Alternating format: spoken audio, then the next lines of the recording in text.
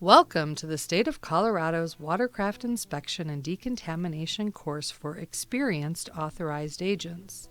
The purpose of this course is to provide standardized training that prepares staff to protect the waters of our great state from harmful invasive species. The mandatory boat inspection program in Colorado is operated with the cooperation of many different jurisdictions.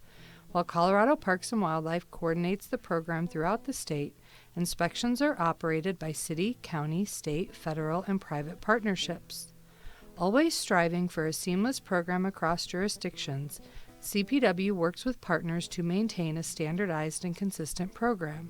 CPW has designed this standardized course that all inspectors in the state must take and pass to be certified to do inspections regardless of whom they work for. The state of Colorado has 7 years of experience operating the largest boat inspection network in the nation, and these protocols work. After the discovery of zebra mussel larvae in Lake Pueblo in January of 2008, the Colorado legislature quickly passed Senate Bill 226, or the ANS Act, in the May of 2008. Let's review legal authority. The act created agents, which is the legal term for an inspector and decontaminator. It gives agents the authority to temporarily stop and detain a conveyance, inspect it for ANS, and recommend and perform a decontamination if the operator is willing. You will be an authorized agent after you pass this course. Qualified peace officers are also known as post-certified peace officers. They can order the boat to comply and impound the boat if the boater does not. Peace officers are only needed if the boater is non-compliant. It is rare that we need to call law enforcement, but for those inspectors that have needed that additional support, it has been invaluable.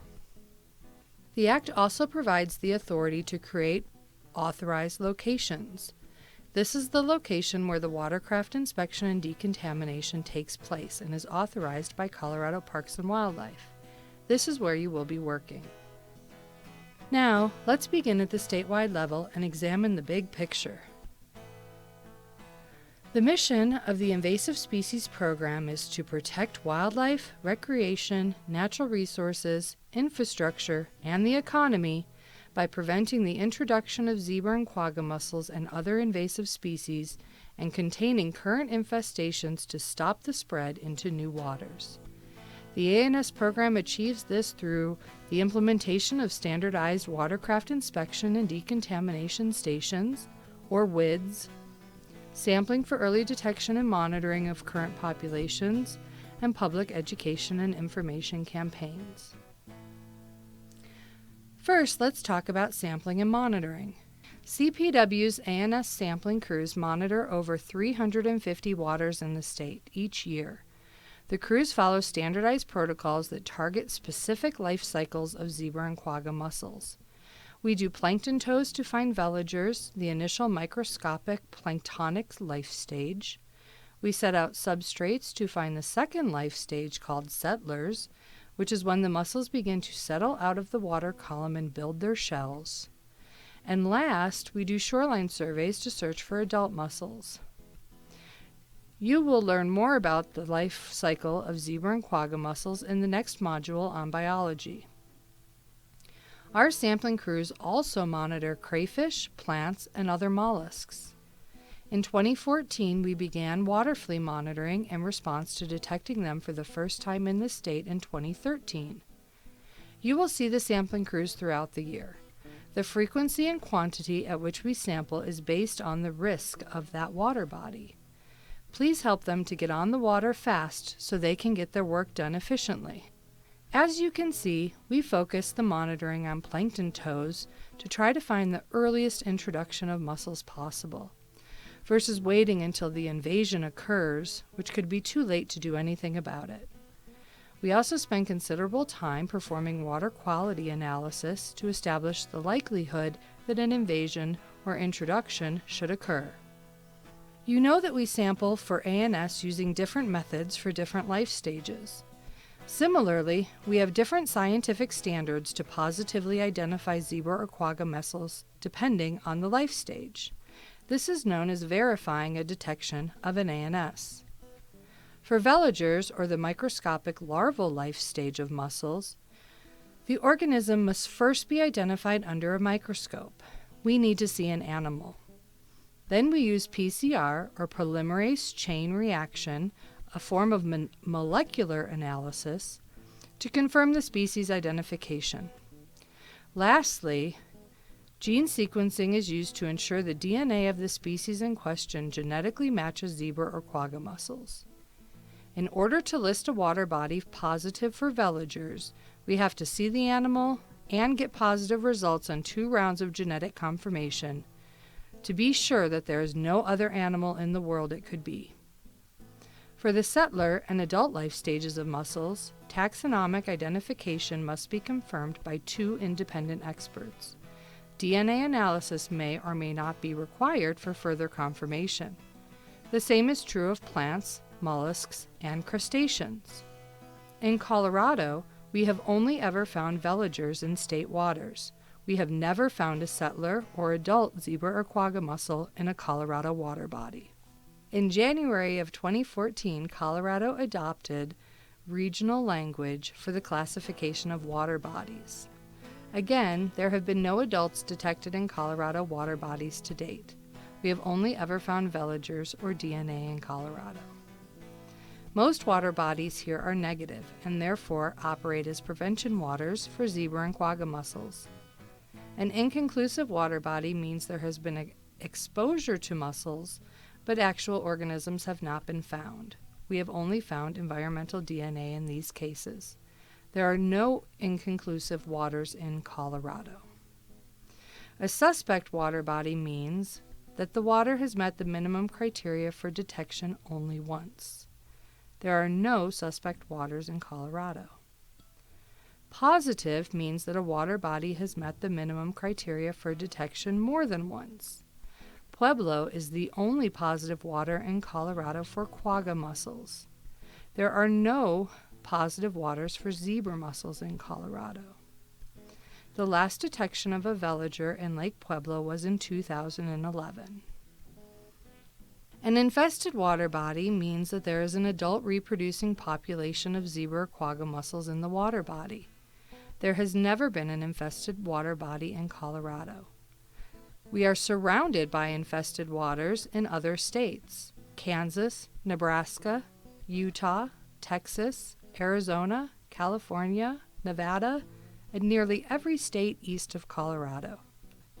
In adopting the regional standard in January of 2014, Colorado delisted all waters except Pueblo. Colorado delisted Grand Lake, Granby Reservoir, Shadow Mountain Reservoir, Willow Creek Reservoir, Jumbo Reservoir, Tarryall Reservoir, all after 5 years of negative testing. These reservoirs had a single veliger detection in 2008 and have had no detection since. Blue Mesa Reservoir was also delisted from suspect to negative in 2014. Only eDNA has ever been found in Blue Mesa. Pueblo is the only water body positive for quagga mussel veligers in Colorado. There are no waters positive for zebra mussels, and there have never been an adult mussel found in Colorado. Now let's move on to our watercraft inspection and decontamination program. Colorado is a mandatory inspection state. That means that a boat has to be inspected before launching in waters of the state according to law if the watercraft has been launched in out-of-state waters, if it is leaving an ANS positive water within the state, or before launching anywhere the owner or manager requires it. The latter of which is considered prevention, the majority of our WIDs. All out-of-state boats must pass a state-certified inspection before launching onto any Colorado water body. In Colorado, there are 4 different types of inspection locations. The first of which is a negative prevention water. These are water bodies with WID stations that have never had any verified detection of any ANS. The new definition, an other ANS positive water, is a water body that has a verified presence of an ANS listed in our Chapter 8 regulations, other than zebra and quagga mussels. Most ANS positive waters are also prevention waters for mussels and other ANS. These water bodies are primarily those that are positive for water fleas, Eurasian water milfoil, and New Zealand mud snail. A ZQM containment water is a water that has had a verified zebra or quagga mussel detection. The only ZQM containment water body is Lake Pueblo State Park. An off-water WID is an authorized location that is not located at a lake or reservoir. These are our offices, our marine dealers, marine service centers, and other business locations.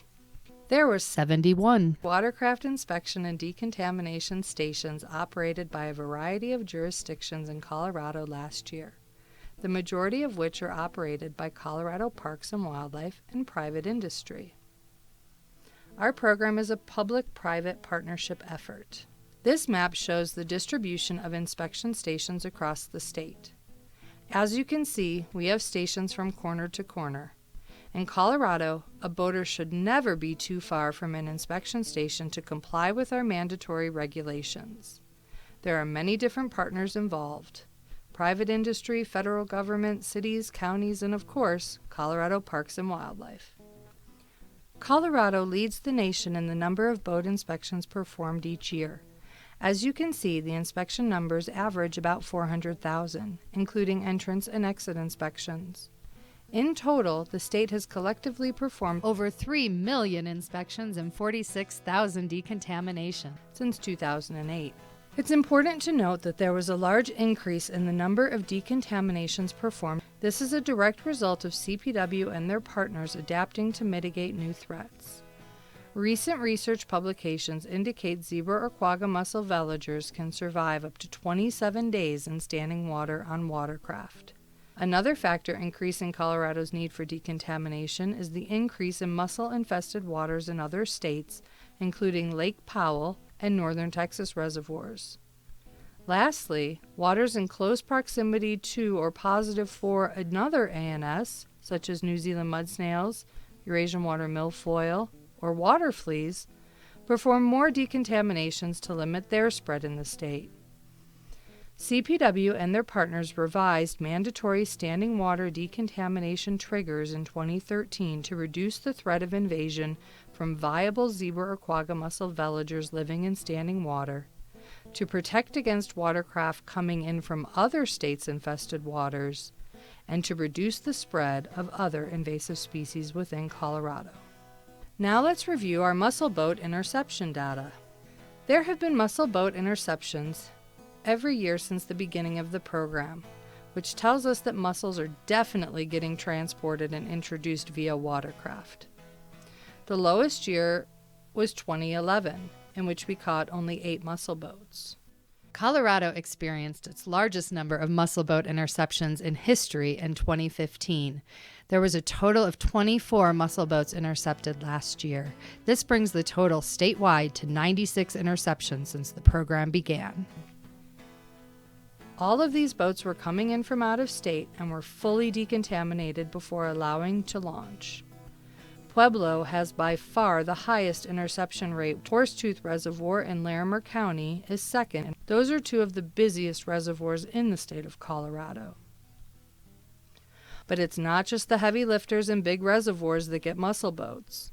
We have had interceptions in all 4 regions at very large and very small reservoirs operated by all jurisdictions. And the mussel boats are coming from all directions. We have intercepted boats from all across the country. The reason that 14 origins are unknown is because those boats were in so many infested waters traveling across the country that we couldn't pin down exactly where they picked the mussels up from. Colorado is surrounded by infested waters, but we have the tools to prevent those infested boats from getting into our waters, and we can keep our waters clean. This map illustrates where infested mussel boats have been intercepted coming from. As you can see, it's coast to coast and border to border. The statewide invasive species program in Colorado Parks and Wildlife implements quality control for watercraft inspection and decontamination stations.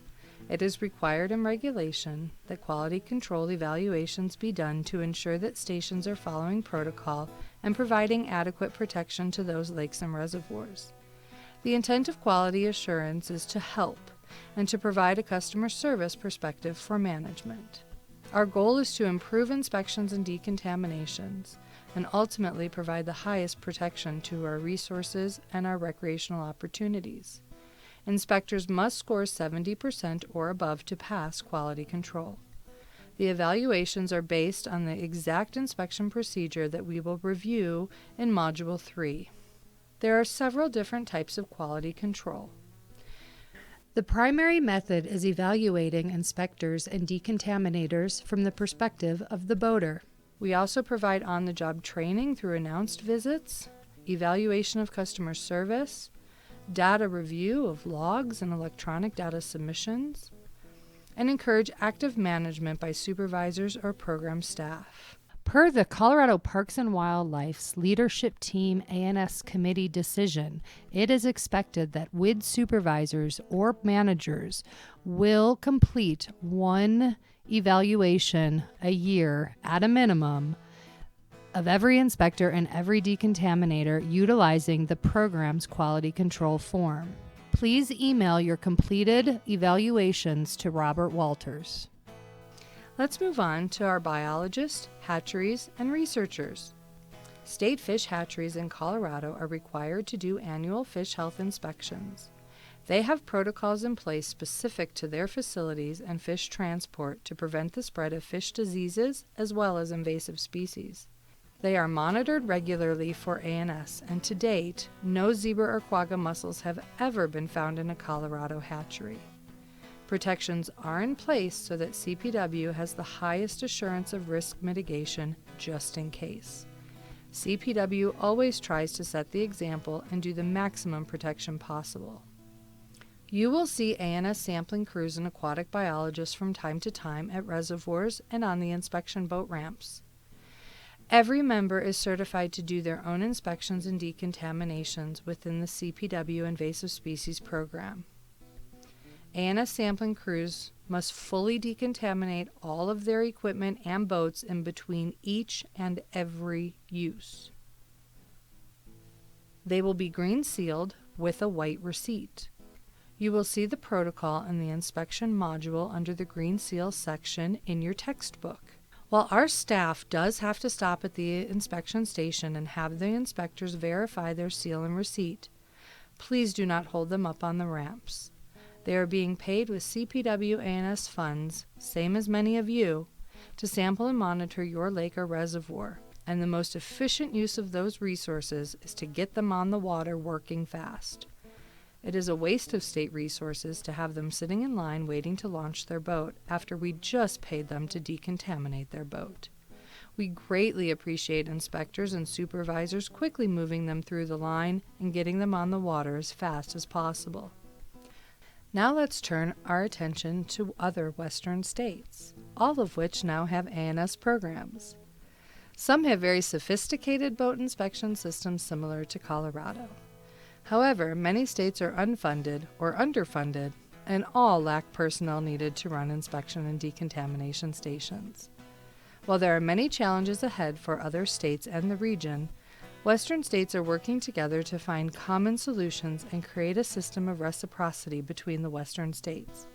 We are connected and we are helping each other. This program is about more than one lake. In fact, it's about more than one state. The West is working together to stop mussel movement, and Colorado is leading the way. When we began, only Washington, California, Montana, and Utah had boat inspection programs. Now, all states west of us have programs. The West is banded together through the Western Regional Panel's building consensus effort to work together and protect all Western waters from the harm of invasive species. One way we are working together is through the Seal and Receipt program. You will get a refresher on this in the inspection module. The ultimate goal is to have one standardized program implemented by the 17 contiguous western states versus having 17 different programs in the West that confuse boaters and inspectors alike. One of the most exciting things happening is the Muscle Boat Notification System. For the past few years, we've used a system called West 911. This is a regional alert system that notifies other states when an infested boat is known to be traveling. This system is now being included in our ANS mobile and web applications that you're going to learn more about in the inspection section. Now, you will be able to get these Muscle Boat notifications on your mobile device or on the website. As an inspector, your primary objective is to educate boaters and anglers to clean, drain, and dry their boats and gear in between use. Colorado will never have the resources to perform inspections on every body of water 24 hours a day, 7 days a week. If each boater, angler, and professional clean their gear and their boats in between uses, we will stop the spread of ANS. The state of Colorado trains approximately 800 inspectors per year. Inspectors then turn around and train close to 90,000 Colorado registered boaters on the boat ramps, plus thousands of out-of-state boaters, through the performance of over 400 inspections per year. In doing so, you are teaching the boaters to clean, drain, and dry. You are teaching the boaters not to transport standing water. We are literally changing the culture of boating with every contact you make. If there is no water, no mud, no plants, and no animals, and the boaters understand the importance of this to them, we are significantly reducing the risk of transporting invasive species, and we are saving lakes for future generations. To assist you with educating the public, we have lots of educational materials for your use. The program office develops these to meet the needs of the field. This year, we have a number of new products to help assist you with educating your customers. Among them is an updated Boater's Guide to ANS brochure and a new Angler Rack Card with cleaning recommendations. If you have a need for educational materials, please let us know, and we'd be happy to help you develop those and get them out across the state. Thank you for being a part of the greatest invasive species program in the nation and helping to save our lakes from the harm that invasive species cause.